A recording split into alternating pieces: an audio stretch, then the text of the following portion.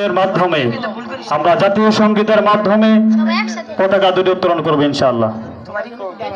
সবাই যেন দাঁড়ায়।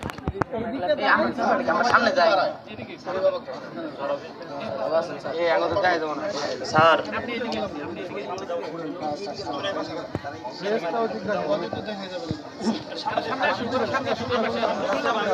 এক পাশে থাকলে ভালো হতো, এক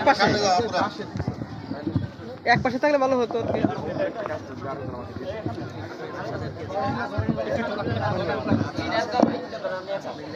হ্যাঁ স্যার, স্যার